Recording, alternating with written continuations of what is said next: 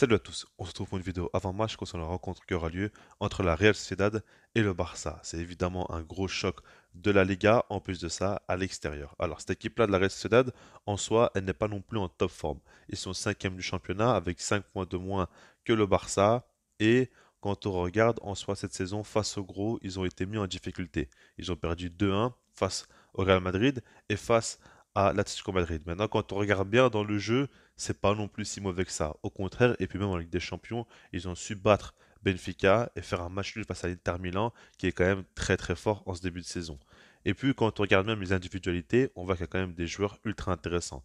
Déjà, le Normand, qu'on l'aime ou qu'on ne l'aime pas, c'est un joueur assez compétitif. On sait très bien qu'il va faire 12 fautes dans le match et il va être difficile à manœuvrer. Et puis Zubimendi au poste de numéro 6, Xavi le voulait absolument, c'est pas pour rien, c'est un joueur ultra talentueux. Et devant, on a Takefusa Kubo qui fait un début de saison vraiment, vraiment impressionnant. Et je pense que ce joueur-là risque d'épater beaucoup de monde d'ici les prochaines années.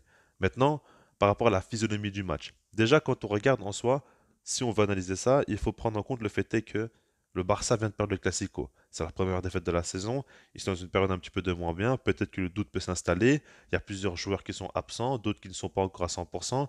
Donc, c'est le moment pour la Real Sociedad de tenter quelque chose, d'essayer de piquer cette équipe-là du Barça et de tenter de récupérer un peu son retard au classement, et de remonter un petit peu parce que là, ils seront plus qu'à 2 points du Barça si jamais ils gagnent.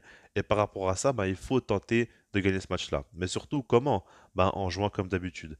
La Real Sociedad à domicile, on sait bien que c'est une équipe qui aime bien presser très très haut, être protagoniste en ayant le ballon, en dominant l'adversaire et en essayant de marquer le plus vite possible avec un public qui va beaucoup beaucoup pousser et dans tous les cas mettre une pression sur le Barça qui l'est déjà médiatiquement. Là ils vont le faire sur le terrain, c'est une suite logique et tous les éléments sont présents pour que la Real Sociedad puisse mettre en place son style de jeu et faire mal au Barça. Donc tout ça, ça fait que c'est quand même un match très difficile parce que le niveau technique de la Real Sociedad est très très haut et puis il y a la confiance qui va arriver chez les joueurs et ils vont y croire pour cette victoire possible. Maintenant, côté Barça, comme je l'ai dit, ils ont perdu le Classico. Là, c'est quelque chose de difficile parce que, en soi, dans le jeu, on a vu beaucoup de belles choses. Et peut-être même que dans le jeu, c'est l'un des meilleurs matchs de la saison. Si on retire les 2-5-0, en tout cas, ça fait partie des tout meilleurs, parce qu'on a vu quand même beaucoup de très belles choses sans l'équipe type, hein, très loin de là. Maintenant, le résultat, c'est ce qu'on va retenir, et c'est ce qui fait qu'il y a une pression médiatique autour du Barça, c'est ce qui fait que Xavi a encore une fois beaucoup critiqué, les joueurs aussi, et par rapport à ça, il faut se relever. La bonne nouvelle, c'est que Pedri est de retour.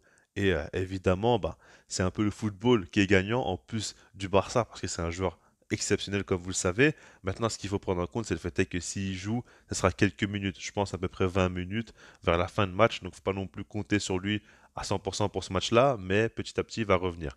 Maintenant, l'autre bonne nouvelle, c'est Robert Lewandowski qui, lui, est de retour à 100% et on parle du fait est qu'il sera titulaire pour ce match-là.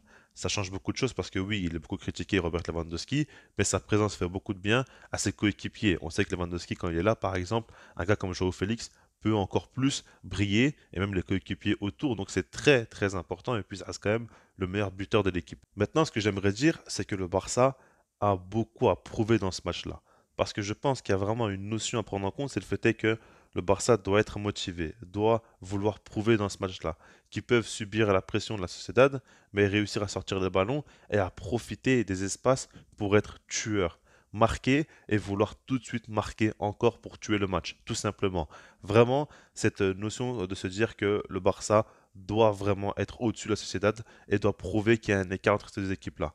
Parce que quand on voit la pression médiatique, elle risque de s'accentuer si les résultats n'arrivent pas très très vite.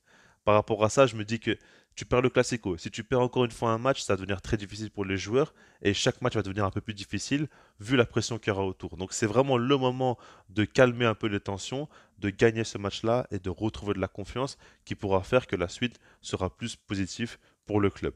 Maintenant, au niveau de ma compo, je l'affiche dès maintenant et vous voyez que j'ai pas vraiment pris de risque, hein. J'ai surtout mis Robert Lewandowski titulaire. La petite subtilité, c'est fait que Inigo Martinez ne l'ai pas mis titulaire, alors que c'est vrai, il fait de très belles choses. Maintenant, j'ai préféré mettre Christensen à l'Oro. Koundé est dans le groupe, mais n'est pas à 100%, donc je l'ai mis sur le banc. Et après, il y a Lamine Yamal, c'est vrai, titulaire à la place notamment de Ferran Torres.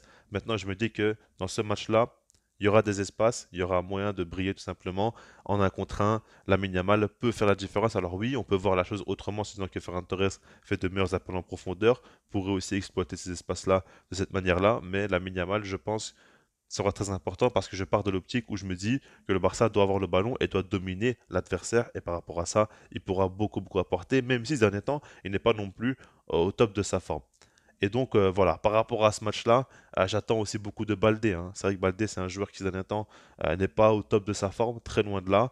Là, il aura Kubo face à lui. Déjà, il va falloir qu'il soit solide défensivement, mais surtout offensivement en contre-attaque. Il va falloir qu'il explose, qu'il se projette énormément et qu'il nous montre ses capacités vraiment, qu'il soit plus décisif tout simplement devant.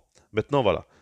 Tout ça me fait dire quand même que le match va être très difficile, ça va être très disputé et la Sociedad a tout pour faire mal au Barça. Je pense qu'ils peuvent très largement gagner ce match-là, mais je vois quand même le Barça relever la tête. Je pense que le Barça de Xavi a toujours su prouver qu'ils arrivent à se relever malgré de grosses désillusions, etc. Le Classico perdu, c'est pas non plus une catastrophe. Ça fait mal parce que c'est un Classico. Maintenant, dans le jeu, comme je l'ai dit, on a quand même vu pas mal de belles choses. Ils perdent donc 2-1, but en toute fin de match encaissé. Voilà, donc par rapport à tout ça, je me dis quand même que le Barça aura à cœur de prouver des choses et j'ose espérer qu'ils le feront, même si tout le monde n'est pas présent. Et ça fait toujours vraiment mal et ça dérange énormément, mais bon, je vous laisse là-dessus, puis sinon moi je vous dis peace.